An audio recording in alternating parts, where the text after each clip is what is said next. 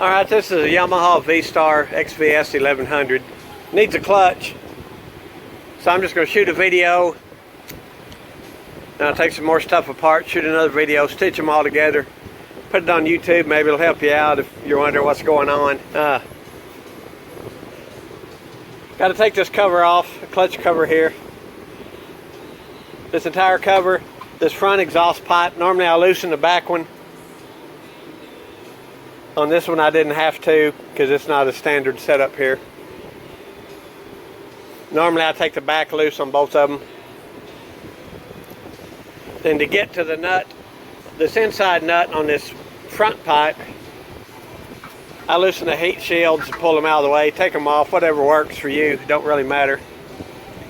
The front brake, the rear brake reservoir here, I normally take it off just to give me more elbow room in there.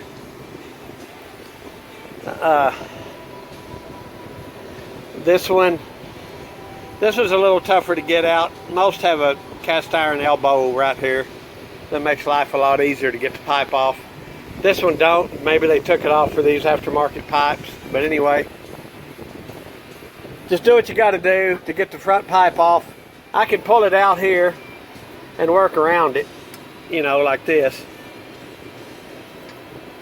But now I've always been the type that I'd rather spend 5 more minutes to get that pipe totally out of my hair and out of my way. Then I can get here and do it right, and I can get in here to scrape the gasket if I need to or whatever. On the 1100, your oil filter is here. You got to take the pipe off to do it. So the very common upgrade is a remote oil filter like he has here. I highly recommend that if you're riding a V-Star 1100 to put a remote oil filter on it. Then you don't have to take your down pipe off to throw you another oil filter on it. I had a V-Star 1100. I got a mechanic shop here, but between me and you and a fence post, I think that filter got changed once because I didn't want to mess with it.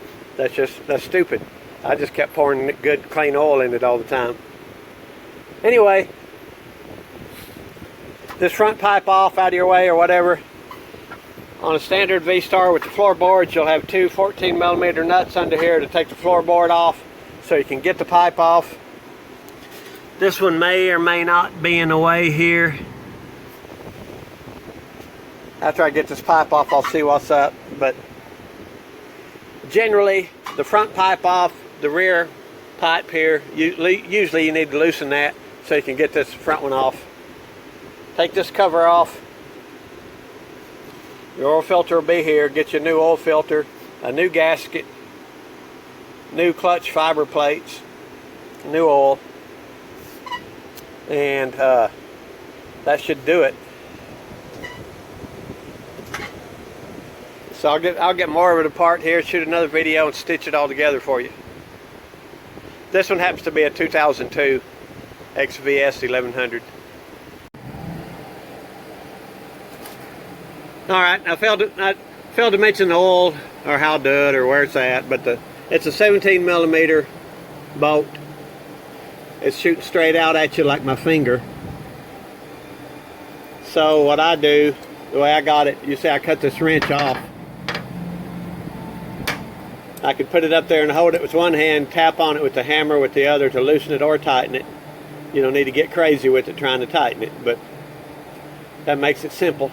Real easy. It works on a lot of Yamahas without a way. So anyway, drain your oil out. Here's a sight glass right here. There's a little notch on the case above my fingernail there and here. I like to run it a little bit towards the high mark. Is better than a little towards the low. The Yamahas, the oil light will come on sometimes under acceleration, this turning, whatever the case may be, unless you keep it higher. In my past experience, I haven't seen it in a while, well, probably because I put more oil in them than I did originally, but he's got it good like it is. I prefer a little bit more oil in it than that. You definitely don't want to fill it up to where you can't see no room in there. You get it too full, and it's gonna blow oil everywhere and not run good at all. The engine needs the empty cavity in there to operate properly and to breathe. Alright, I got the cover off on this particular 1100. I didn't have to touch the foot peg here. You probably have a floorboard. And seems I normally have to take those off to get the pipe off, to get the cover off. But anyway, I didn't have to touch it on this one. Once again, there's his remote oil filter. I've just swiveled it out of the way. This is all grungy. I got a parts cleaner here, a couple of them, and I normally bring a little fluid over, stick this under it, and I'll take my brush and clean it up for him, make it a little nicer looking under here, make it look like somebody worked on it that cared. I get that done and get it all together. Then I'll use a can or two of brake spray, you know, clean everything up. Just make it, you know, the guy's paying to his teeth to fix it, so you know, he might as well fix it, you know what I mean? A dollar's a dollar, you know, all this, they don't give money away. But the way to take this cover off, after I get the pipe out of the way, with my air wrench here, or with the ratchet, however you do it in your case, I just zip all of them loose. Then I remove them one at a time and set them down. I start right here above the oil filter, or where the oil filter goes, you know. Pull it out, set it down, pull out the next one, set it down, and lay them right on out. These are where I believe the original cover went, that I didn't need to take those out, but anyway, just to let you know, I took those out anyway. But got two of them here with little metal hooties that go under here and kind of hold wiring in its place up under there. And you know, I'll clean that stuff up, get it back on there. You got to get the old gasket off. On these older ones, sometimes they're like cement. I've got a series of different styles of razor blades and handles and things that I'll clean that up real good. Get it off the cover here real good. Right here, this is very important. You got two dowels. Almost any engine case you ever take apart, you'll have two locating dowels. That's what aligns the dead nuts to the world and makes everything right on the money. So I always lay them out by themselves in plain sight, just like that. Here in a minute, I'll slide this cover over in front of me and work at scraping it off. And then dowels. I've had the experience on a Honda 4-stroke top end of leaving a dowel out, and then it leaked oil real bad. So, but every part on here, believe it or not, is here for a reason. Otherwise, that part would not be here. So you always want to, I'm sure Yamaha engineers are a lot brainier than I am. Therefore, I always use the dowels. And anytime I'm ordering parts or whatever, I'll order an extra dowel.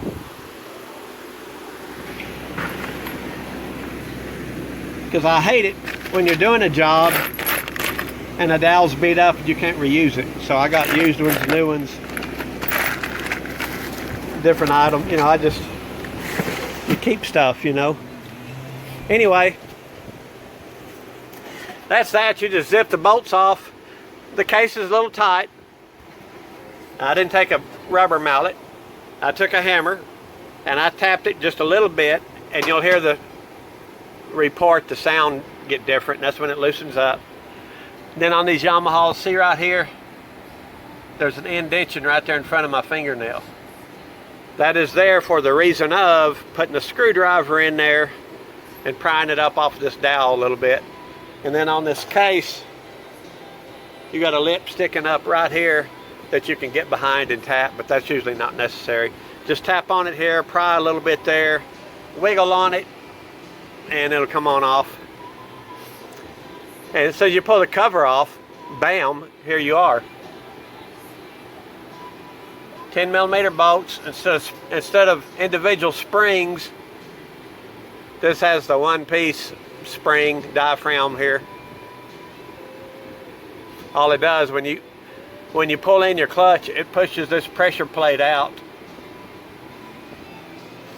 And here's the metal fiber. It lets those get loose to where it can spin with those in here, you know, like they're loose in here, you know, so this they can spin between the two. We let go of your clutch lever. The spring pressure sucks this pressure plate back. It squeezes the fiber of the metal, squeezes them all together. That's what locks it up and gives you drive. When you wear it out, or when it gets close to wearing out, you'll get to where you hadn't got no lever.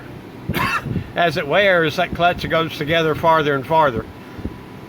Farther and farther when you let go of the lever goes out more and more and more and more, and it'll get to where you can't adjust any clutch into it. That's when it's wore out, if it's not just slipping because you burn it up. All right,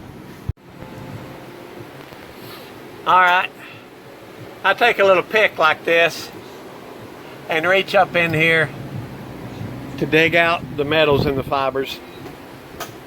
More on them in a minute.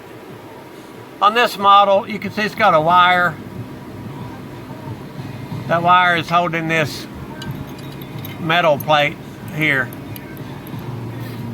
On most motorcycles, it's just the clutch hub and the face of the clutch hub in the back. On this one, they do it like this,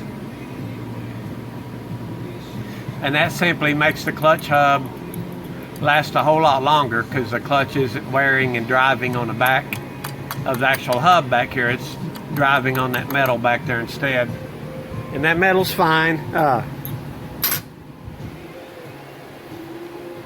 You can take your metals or your steels, you can put them together like that, and you can see they're not bent. We're good. They're not, you can see the little factory dimples. They're fine. Plenty usable, as in most cases. If they're blue, you want to replace them. They've been burnt up.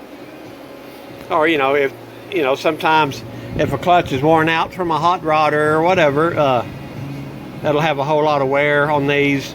Normally, you don't have to replace them. Here's his old fibers. There's the new ones. You want to count these. I had 8, I believe. 1, 2, 3, 4, 5. I had 8. I counted the new ones. I got 8. So you're good. And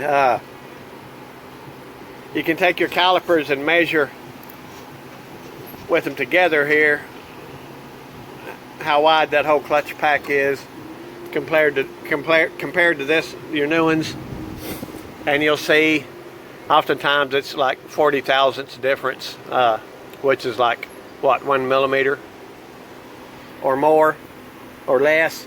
This was not so much. It's just old and hardened and used up. So what I'll do, check the fiber. Sometimes on some bikes, this fiber, there'll be one that's different. One of these fibers will have a larger hole in the middle of it. It'll always go on first. But these, I can hold them in my finger and see they're all the same. So what happens, you just alternate what you got. I'm looking in here, I got metal looking at me, aluminum. I believe these are aluminum, or are they steel? No, I believe these are steel. These are actually steel plates. So anyway, I've got aluminum or steel looking at me, so I need to put a fiber on it, you know. There's nothing magic about it. You load that puppy up, stick it in there. Now, I need a metal.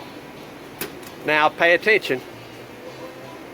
One side of this has sharp edges. These are punched out on a punch. See, that side is sharp. You could shave on them corners right there. This one right here is rounded off. You want this rounded off smooth going towards the motor. You want the sharp looking at you.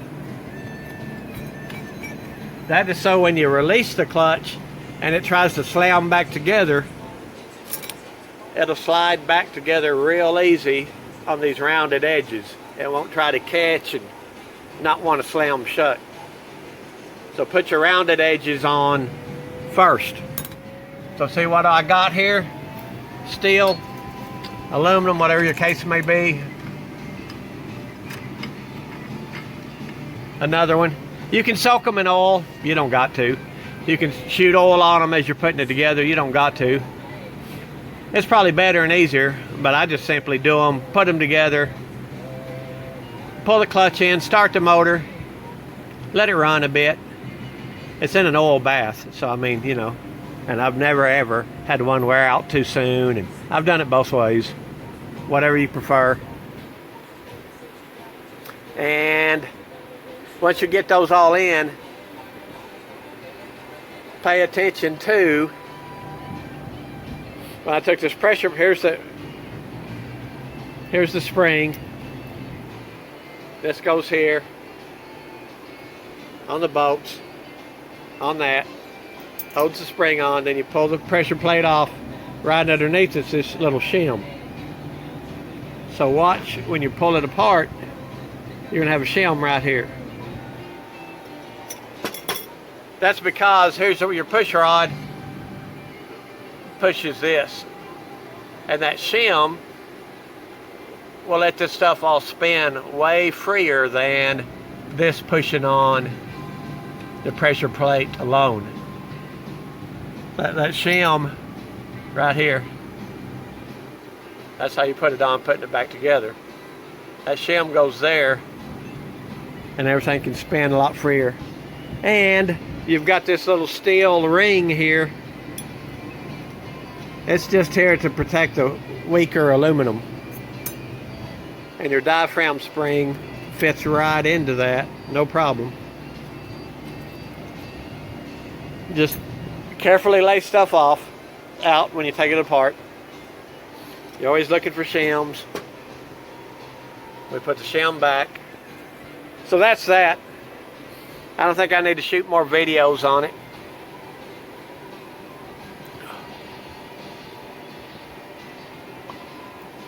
Let me back up. Let me see here. This bearing here, cool looking bearing. This will go there first. I laid it down here and overlooked it. It goes on there first.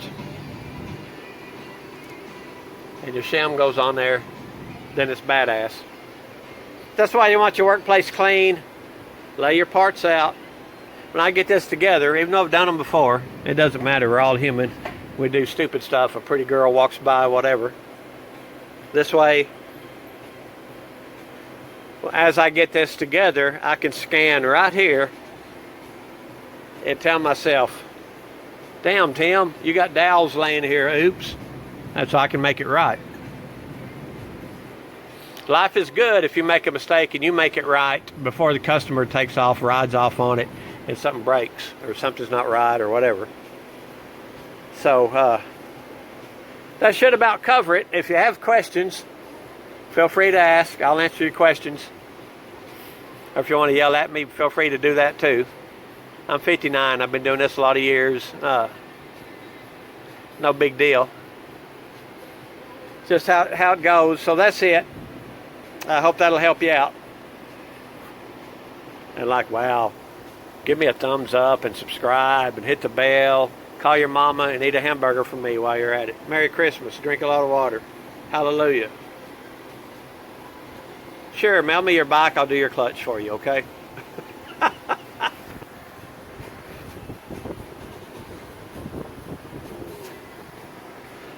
Alrighty, till next time. Y'all have a good one.